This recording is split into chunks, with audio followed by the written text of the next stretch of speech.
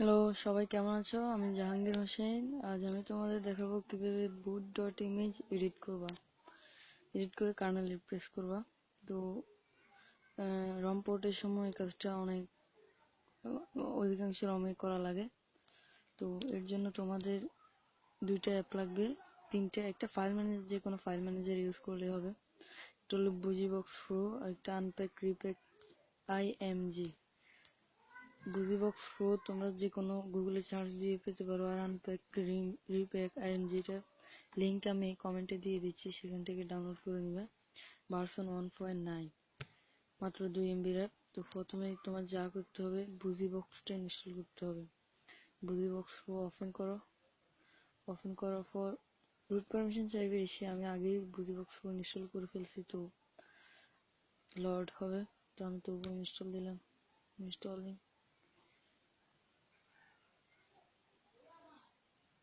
Checking system, installing busybox, removing old files.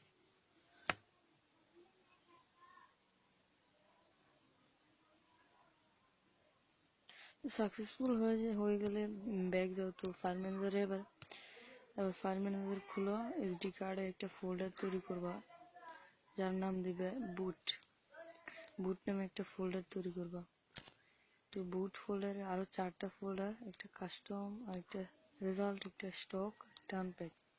Custom ফোল্ডারে যে custom রমের boot.img থাকবে ওইটা রাখবা, কাস্টম রমের যে boot.img। আর স্টক ফোল্ডারে স্টক রমে যে boot.img আছে সেটা অ্যান্ড্রয়েড ব্যাকআপ থেকে বের করে এখানে এনে রাখবা। আর রেজাল্ট মডিফাই করার পর যে boot.img হবে ওইটা এই ফোল্ডারে থাকবে। আর আনপ্যাক কাস্টম রমের boot.img আনপ্যাক হয়ে কাস্টম ফোল্ডারে আসবে। আর স্টক রমের boot.img এই স্টক ফোল্ডারে আসবে। ফোল্ডার এভাবে ফোল্ডার করে দেওয়ার আসল কারণটি হচ্ছে যাতে সহজেই এই কাজটা করা যায়। তো এবার মূল কাজে আসি। তো এবার আনপ্যাক রিপ্যাক IMGটা ওপেন করো। লাইসেন্স এগ্রিমেন্ট দিবে, ওকে দাও।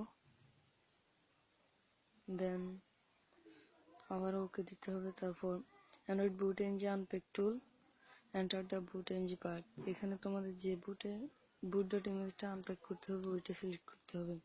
কাস্টমার boot.imgটা আনপ্যাক করতেছি, তো ওকে দিলাম। আউটপুট ফাইল, এখানে কোথায় গিয়ে আনপ্যাক হবে ওইটা। তো আমি বুট আনপ্যাক কাস্টম সিলেক্ট করলাম, ওকে দিলাম। এবার স্টার্ট দিলাম, কন্টিনিউ, ওকে। আনপ্যাক হইতেছে,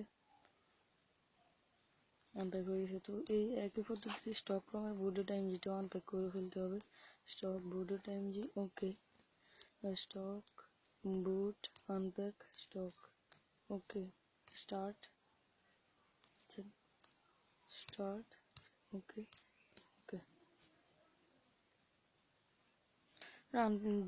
কাস্টমার boot.img এবং স্টক রমের boot.img দুইটাই আনপ্যাক করা হয়ে গেছে। তো চেক করে নিতে পারো তোমরা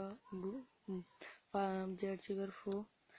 তো আনপ্যাক কাস্টম এই আনপ্যাক হয়ে গেল, আর স্টক আনপ্যাক হয়ে গেছে।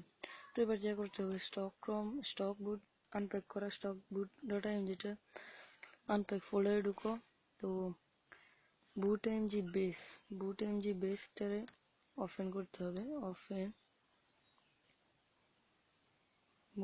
ওপেন উইথ এডিটর, অর্থাৎ আমরা যে boot.img এই লেখাটা আছে 1 দিয়ে 7টা 0, তো এই লেখাটা কপি করব।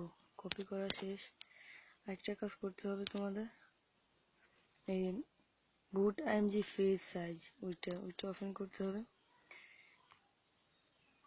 ওইটা মনে রাখতে হবে, যেহেতু কপি একবার করা যাবে, দ্বিতীয়বার করা গেলে হবে না। 2048 এটা মনে রাখতে হবে। আর এখানে আর ফোল্ডারগুলো দেখে নাও, র্যাম ডিস্ক, boot.image যে ইমেজ। তো এবার অর্ধেক কাজ প্রায় শেষ। তো আমরা এবারে আনপ্যাক রিপ্যাক এগিয়ে রিপ্যাক করব।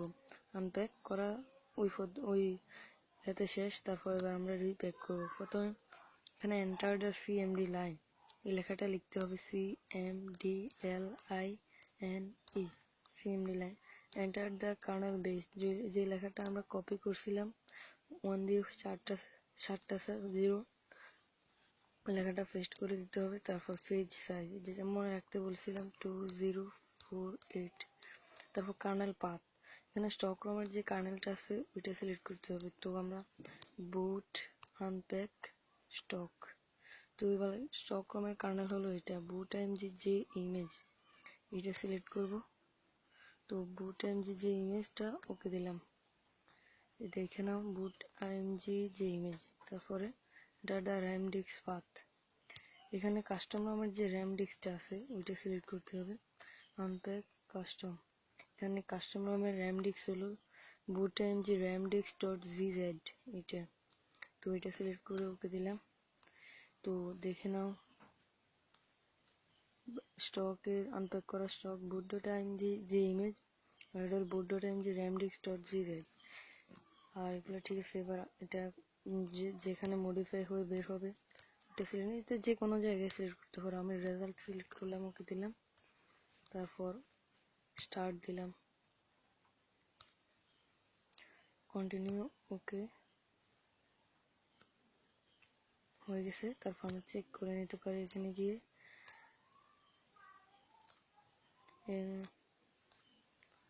রেজাল্ট বুট ডট এমজি মডিফাই করা। এবার এটা তুমি কাস্টমার রমের বুট ডট এমজিটা ডিলিট করে এখানে রেখে ফ্ল্যাশ দিতে পারো, নো চিন্তা, ফোন অন হবে। তো রাখছি, আমি জাহাঙ্গীর হোসেন, আমাদের গ্রুপের সাথে থাকবে সবসময়, বাই।